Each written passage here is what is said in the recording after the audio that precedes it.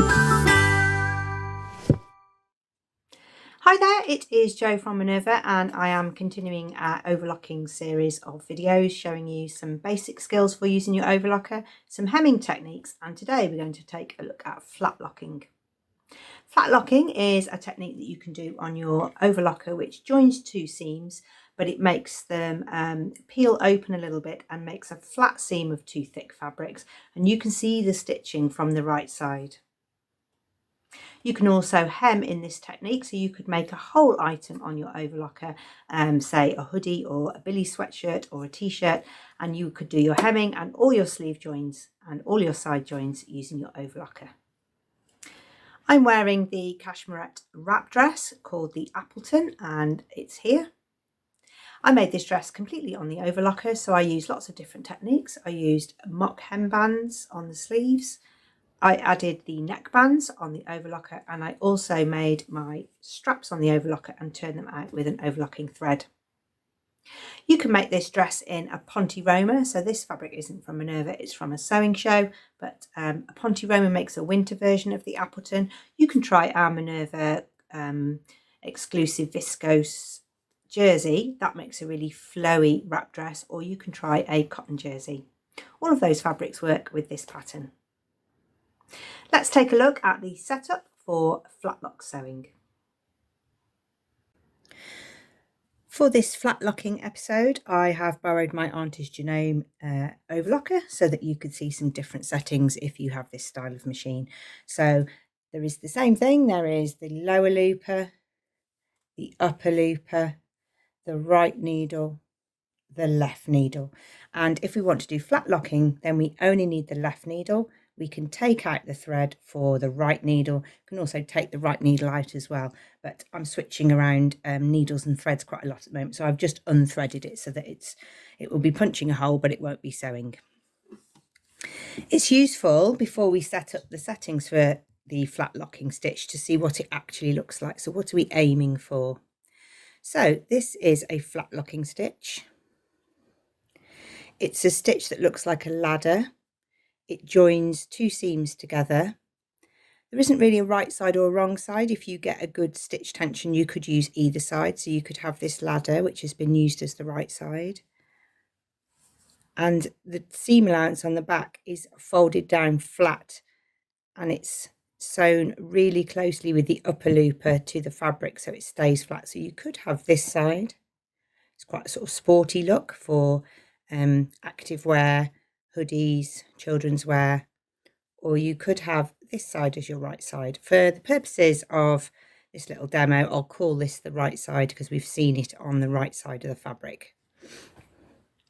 It looks like this because my left needle is really, really loose. That means that when I make the seam and peel it apart, the stitches stretch across the gap. On the back, this is the upper looper, and the upper looper is loose because that's accommodating all of the width of the seam allowance. And the lower looper is really, really tight. In fact, you can hardly see it because that's what's clamping the seam allowance down. So let's have a look at that translated into the dials. So we need the lower looper as tight as you can get it. And you will have to sample it because there becomes a point on any overlocker where the tension is so tight that your thread will break. So you need to get that as tight as you can get it without the thread snapping. My lower looper is on 8. My upper looper is on 2. Right needle's out of action, so we don't need to think about that one. And the left needle is on 0, so that's the widest tension that will allow that stitch to pull open. Stitch length is 4, and let's have a look and see what we can sew. So you put the fabric right sides together, and I'm going to keep going that side to use the stitch, the foot lever, because that's what side mine is.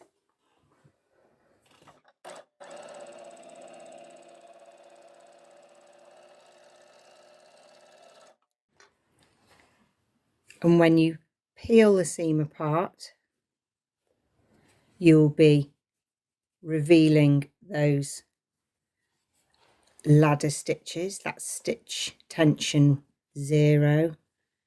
It's normally what you're trying to avoid, but here you want the seam to open out, and on the back you want the seam to roll flat. Now look at my problem here.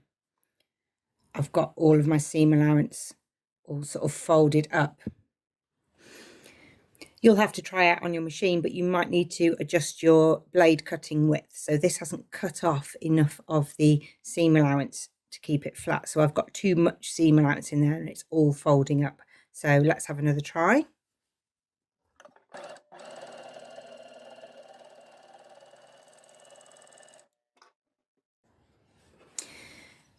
This time the seam is lying really nice and flat. I haven't got too much fabric trying to be encased in the overlock, and it's attached down with that lower looper. So that's how you make a flat locking seam.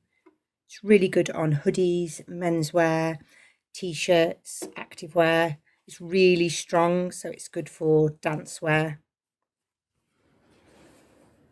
And you can also match this with a flat locked hem. If you want to join your seams together when you're flat locking, just make sure you have your pins far enough away to pass the foot. Make sure on your test piece that you've made sure that you're cutting enough off for the seams to lie flat.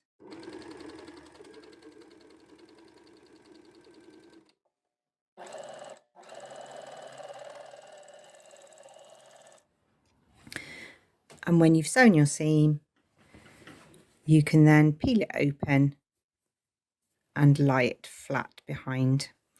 It looks really good if you press it. If you don't press it, it sort of looks a little bit sometimes like a badly sewn seam that's just pulling apart. So you need to make sure that you can really reveal those ladders and give it a good press so that it becomes a feature of your seam line.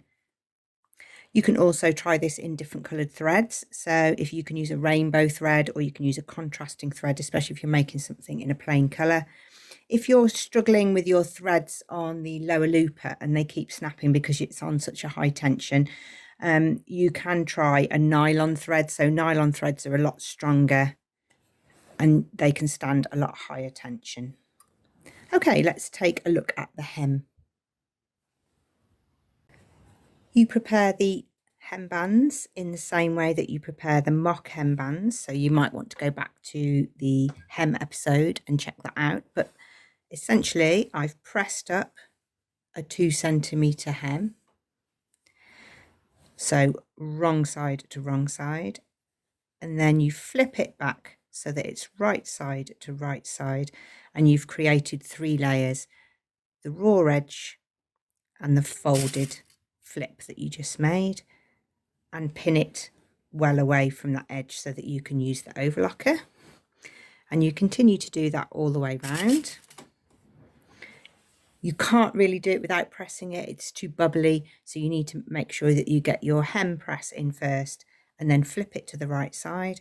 And then we're going to sew along this folded edge with the raw edge as well. So we're going through all 3 layers using all the same machine setup that we had for our flat locking. But this time we're going to disengage the blade. So on my brother machine, I just flick a switch. And on this Janome machine, there is a button to press, and then I turn the blade out of the way till it's in the down position. So this is the blade up, and this is the blade down. So now when I sew along here, I'm not chopping that fold off, I'm keeping that fold, and then when I peel it open, I'll have that little ladder stitch along my hem. So I don't have the cutting blade, and I'm going to run the edge of my foot along that folded line. I don't want to grip too much of it because I won't be able to peel it open, so I need it to be just catching the edge of the 3 layers.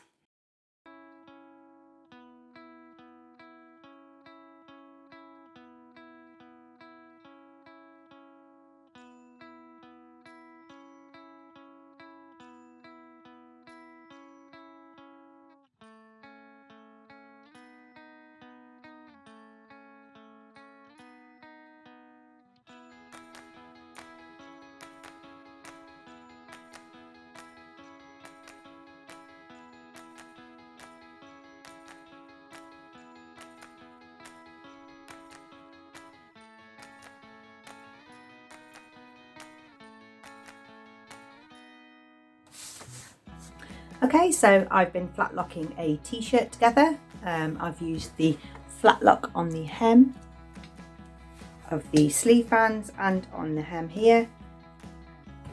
I've flat locked the sides together so it's nice and strong, and of course the flat locking is still a stretchy hem.